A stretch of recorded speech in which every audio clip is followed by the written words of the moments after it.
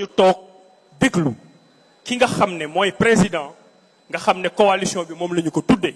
ba fu mu ñu joxoñ ñu ànd ak moom liggéey bu soobee yàlla jarul yàkkamti waaye nag di fàttali ne on ne peut pas gouverner seul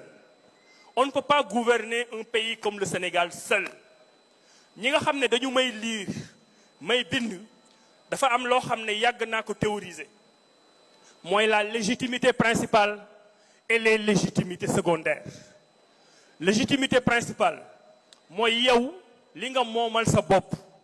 li Diomaye Faye moomal boppam li Pastef moomal boppam waaye loolu mënul doy parce que di nga am benn Mimi Touré boo xam ni Pastef partem toyul comme Pastef waaye am nañu bigg Mimi Touré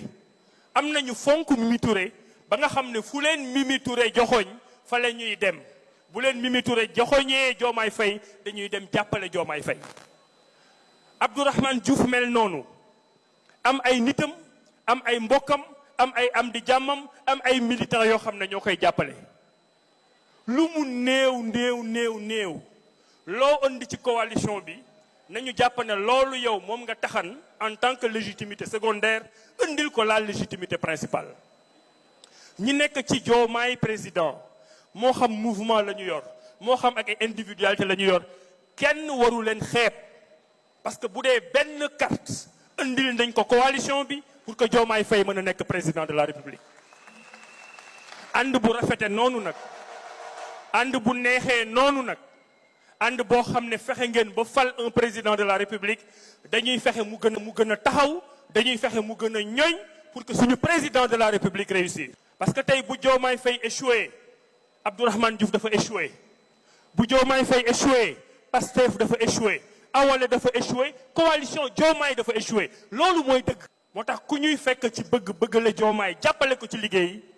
yàlla na lay yàlla tappel sa xol ba nga mën ñu fekk ci li nga xam ne moom la ñuy liggéey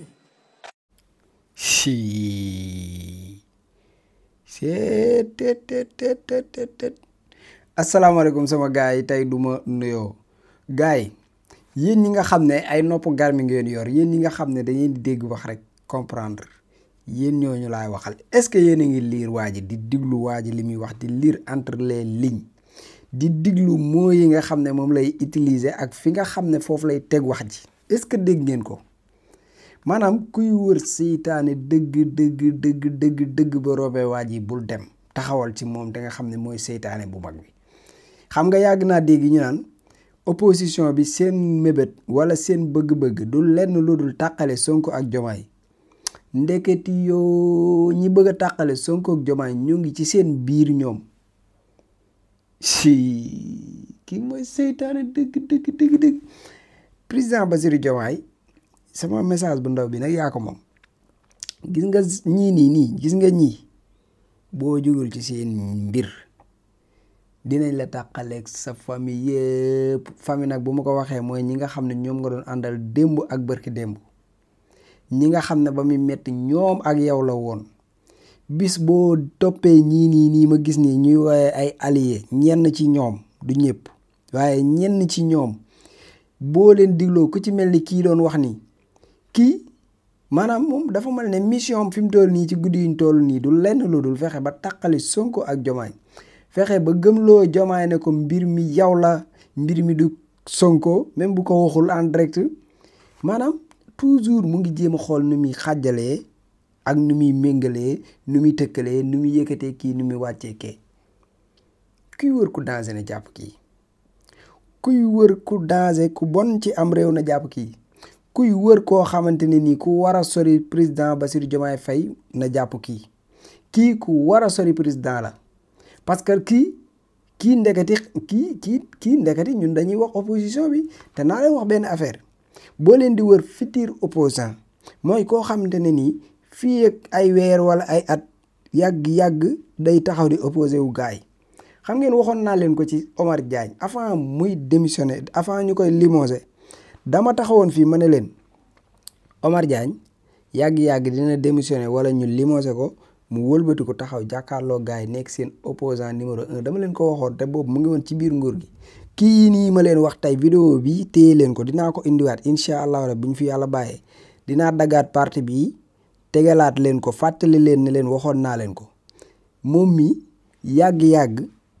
président Bassirou Diomaye Faye daf koy dàq ci gouvernement bi wala moom mu démissionné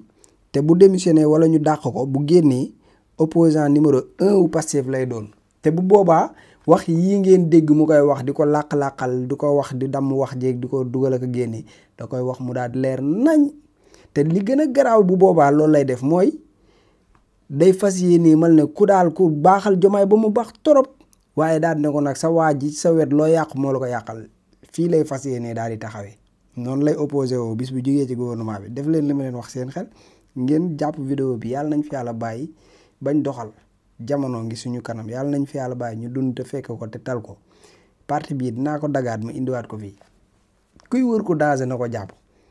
yéen a ngi dégg waa ji te mu ngi gën a yéegal niveau bi déjà démb organisé na benn ndajeem boo xam ne ndaje parteem la nekk ci boppam di waajal boppam ci biir ndaje ma mu profité fa maanaam di jiima jaxase carte gi carrément xam nga ñun dañoo yaakaar ne woon waa opposition bi rek ñoo déranger Sonko ñoom la Sonko di déranger ndeketi Sonko ñi ñi wooye ay alliés te nekk ci biir pouvoir bi ñoom ñëpp lay déranger wala boog ñenn ci ñoom ñu ci bari da leen déranger man kenn daal laa ci xam ne kooku moom vraiment moom chapeau mooy Cheikh Tidiane Dièye Cheikh Tidiane Dièye moom boo koy xool sax da nga naan Pastef la bokk parce que maanaam daal jikko Pastef la yor deretu Pastef mooy daw si yaram bi te nu ñu mel ci Sonko noonu la mel ci Sonko kooku moom mention spéciale Cheikh Tidiane Dièye mais yeneen alliés yi ci des yàlla baax na mais lii nii jàppal ne moom moo ci dëggalu fit fan yi di commencé assumer di commencé fësal taxawaayam mais am na ci ñeneen ñu nekk ci suuf ñoo xam ne dañoo bañ a wax gars yi di leen sam ci réseaux sociaux yi comme nag nee na moom day jaay dëgër fit moo tax mu commencé di takk fitam di wax na ngeen xam benn affaire gis nga bañ du mas a bëgg kii musul bëgg Pastef musul bëgg Ousmane Sonko musul gëm seen projet te amul lu mu leen fi waxalul fii xawma nag politique moo doy waar rek jamono di dox bañ di leen tabb ci ay gouvernement boo xam ne Sonko ak Diomaye ñoo ko jiite waaye gars yi bu ñu revenir tuuti ci ginnaaw ñu delloo si waat xel yi genre yu mel ni dañ leen di sepp ci seen biir parce que ñii ñoo nar a jaxase bis boo leen déggee Sonko ak Diomaye am nañ problème xam leen ne genre nit yi ñoo fa doon jaar te gis ngeen Ousmane Sonko am na lu mu ñu junj nee nañu avant le 8 am na le 8 am na mais après le 8 am na mais lii xew après le 8 incha allahu rabbi ci jour le 8 boobu lay tàmbalee kon nag le 8 bi maanaam dañ ko war a waajal bu baax a baax te xam ne Ousmane Sonko dina wax incha allahu rabbi dina wax te da ngeen dégg Ousmane Sonko bu soobee yàlla le 8 dina wax te sénégalais yi dinañ dégg te xam naa ne bu le 8 jàllee nag yàlla nañ fi yàlla bàyyi njaay affaire bi sax dama koy yemale foofu à suivre laay def à suivre parce que kenn du xam lépp ba pare di wax lépp mais gis ngeen gars yi waajal leen le 8 dégg ñii di nit kooku di Ousmane Sonko président parti Pastef moom Ousmane Sonko ci boppam xam na ne li muy wax du dëgg moom xam na ko kon ful ba ko doon déglu xam nañ ne la muy wax du dëgg journaliste yi mu doon couvrir xam nañ ne la muy wax du dëgg moom ci boppam xam na ne li muy wax du dëgg Ousmane Sonko waxul dëgg te xam na ne waxul dëgg te Ousmane Sonko tooñ nañu te tooñ boobu dañuy exiger des excuses publiques yu jóge ci moom parce que xam na moom ci boppam waxul dëgg parce que sos la rek.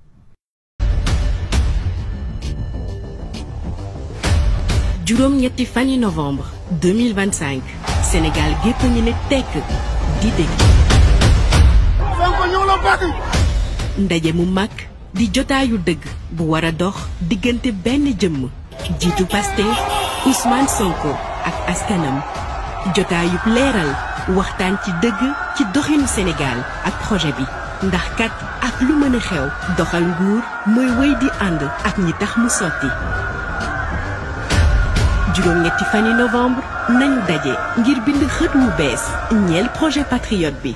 lu jiitu juróom-ñetti fan bisub juróom-ñetti fan ak ginnaaw juróom-ñetti fan ci weeru novembre 2025 la woon dina woon ni Terra Meeting patriote yi war a jàkkaarloo ak seen leader gaawo yem ak juróom-ñetti fan ci weeru novembre 2025 ca parking bu Léopold Sédar Senghor bu Ndakaaru.